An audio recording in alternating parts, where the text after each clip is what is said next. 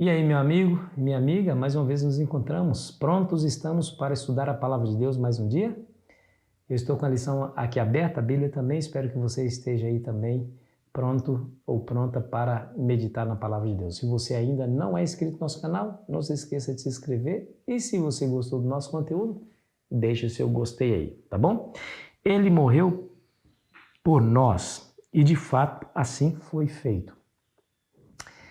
Jesus foi denominado por João Batista quando este se aproximou de Jesus e o viu ao longe, de o Cordeiro de Deus que tira o pecado do mundo.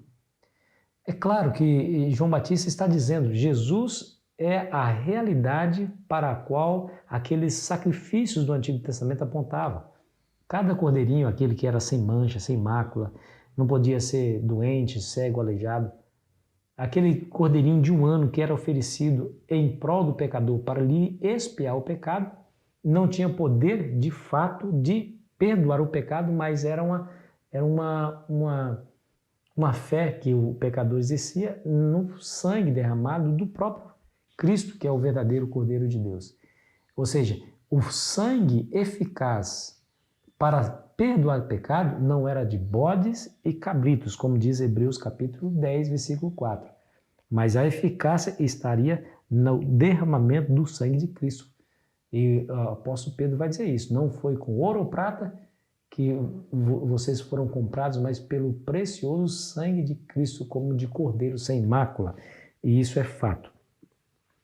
Aqueles animais simplesmente prefiguravam a Cristo que haveria de vir para nos dar a verdadeira redenção. Porque a Bíblia diz, se confessarmos nossos pecados, Ele, Jesus, é fiel e justo para nos perdoar os pecados e nos purificar de toda injustiça. Mas deixa eu ler a Bíblia com vocês. Você sabe que o salário do pecado é a morte, né? Está claramente declarado em Romanos capítulo 6, versículo 23. Mas eu gostaria de ler o João 3, versículo 16 e 17, que diz assim, porque Deus amou ao mundo de tal maneira que deu seu Filho unigênito para que todo aquele que nele crê não pereça, mas tenha vida eterna. Porquanto Deus enviou seu Filho ao mundo não para que julgasse o mundo, mas para que o mundo fosse salvo por ele. Esse é o tema central de todas as Escrituras.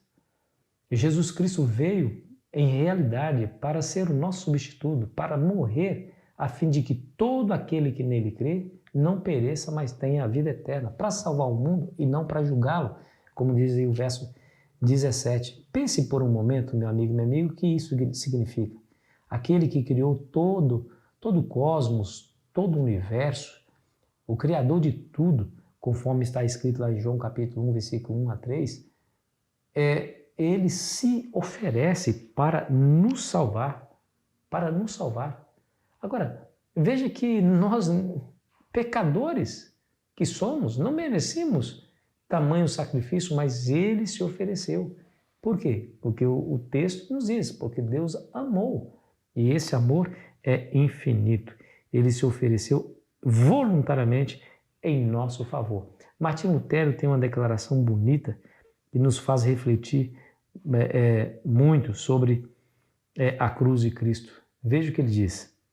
O altar no qual ele, Cristo, consumido pelo fogo do amor sem limites, que ardia em seu coração, apresentou o sacrifício vivo e santo de seu corpo e de seu sangue ao Pai com fervorosa intercessão, alto clamor e lágrimas ardentes e angustiantes. Eu concordo com as palavras de Martim Lutero. De fato, Jesus foi preso não pelos pregos da cruz, mas por seu grande e infinito amor e sua grande e irresistível vontade de salvar até mesmo o pior dos pecadores. Hebreus 10, versículo 10, nos diz o caráter definitivo, nos traz ou nos mostra o caráter definitivo do sacrifício de Cristo. Escute, nessa vontade é que temos sido santificados mediante a oferta do corpo de Jesus Cristo, uma vez por todas. E a sua morte, o seu sacrifício, ele nunca perde o poder porque ele é eficaz, totalmente eficaz. Verso 12. Jesus, porém, tendo oferecido para sempre um único sacrifício pelos pecados, assentou-se à destra de Deus. Ofereceu para sempre. Nunca perde o poder, nunca perde a eficácia. O sacrifício de Cristo foi definitivo e foi de uma só vez para a nossa salvação. Ellen White vai dizer assim, ó, se não houvesse senão uma alma que aceitasse o evangelho de sua graça, Cristo teria, para salvar aquela alma, preferido sua vida de labuta e humilhação e morte de ignominia. E eu lhe pergunto, como é que nós vamos entender e compreender um amor tão profundo como esse? Se houvesse uma única alma que houvesse perdido, ele mesmo assim teria passado por tudo para salvar essa única. E algumas pessoas dizem assim, poxa, Adão foi tolo, ele não deveria ter comido do fruto oferecido por Eva, porque Deus ia destruir Eva e faria outra Eva para ele. Não, de jeito nenhum, meu amigo, minha amiga, de jeito nenhum. Se a Eva fosse a única, Jesus teria morrido somente por Eva para salvá-la, porque o amor de Deus é infinito. Agora, tenta ler João 3,16 e colocar no lugar de mundo ou de todo aquele pelo seu nome. Eu vou ler como se fosse para mim. Deus amou Leandro de tal maneira que deu seu filho unigênito para que Leandro não pereça, mas tenha a vida eterna. Faça a leitura desse texto e coloque seu nome para você se alegrar na esperança da salvação em Cristo Jesus.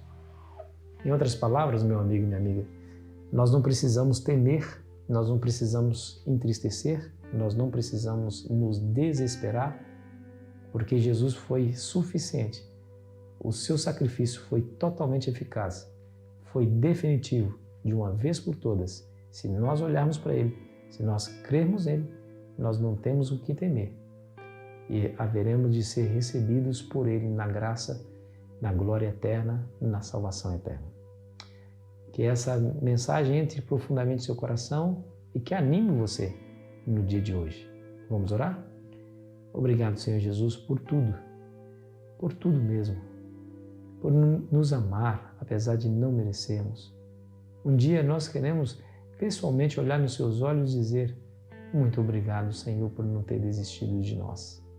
Enquanto esse dia não chega, receba nosso agradecimento pela fé. Em nome de Jesus. Amém. Foi muito bom estar com você, querido amigo, querida amiga. Amanhã estaremos aqui esperando você ansiosamente. Aproveite bem o seu dia.